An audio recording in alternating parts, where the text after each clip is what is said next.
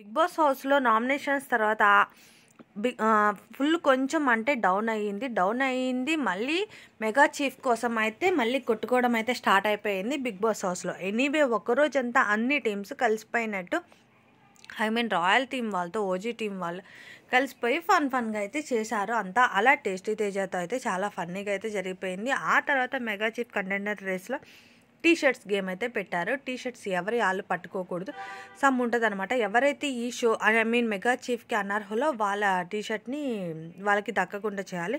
ఆ గేమ్ అయితే జరిగింది. ఆ గేమ్లో టేస్టీ తేజ అయితే విన్ అయ్యాడు. గౌతమ్ చాలా సపోర్ట్ చేశాడు.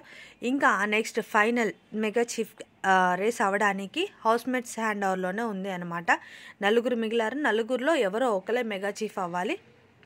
అందులో ఏంటంటే ఒక్కొక్కరు ఒక ఒపీనియన్ చెప్పారు. ఇంకా నిఖిల్ అయితే ఇంకా ఆటోమేటిక్గా వాళ్ళ టీంని వాళ్ళే సపోర్ట్ చేసుకుంటారు అనేది క్లారిటీ వచ్చేసింది.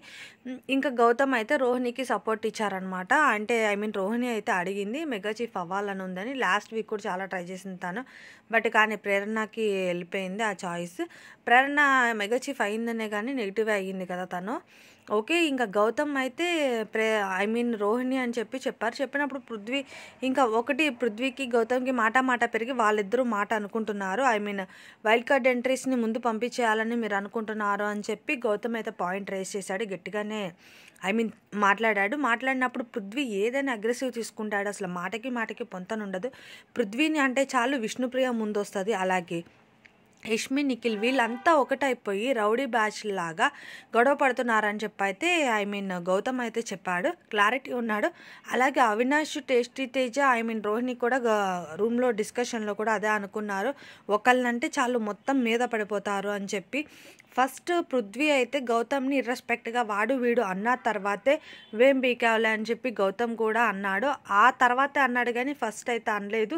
పృథ్వీ కూడా మీదకి వచ్చేసి ట్రిగ్గర్ చేస్తున్నాడు గౌతమ్ని అయితే. అలా యష్మి కూడా కనపడకుండా, యష్మి ఇంకా ఎప్పటికీ చేంజ్ అవ్వదు అనేది క్లారిటీ. యష్మి అయితే ఇంకెప్పటికీ బిహేవియర్ చేంజ్ చేసుకోదు. అలాగే వీళ్ళంతా టీమ్స్గానే ఆడతారు, సింగిల్ వైజ్ ఆడలేరు అనేది ఒక క్లారిటీ వచ్చేసింది షో పరంగా చూస్తే. ఎనీవే ఈసారి అయితే మెగా చీఫ్గా రోహిణి అయితే విన్ అయిందని అనిపిస్తుంది. ఎందుకంటే సపోర్ట్ అయితే ఉన్నట్టుంది.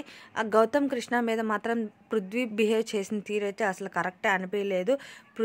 ఎనీవే మరిన్ని అప్డేట్స్ కోసం అయితే నా ఛానల్ని కూడా సబ్స్క్రైబ్ చేసుకోండి. Thank you for watching.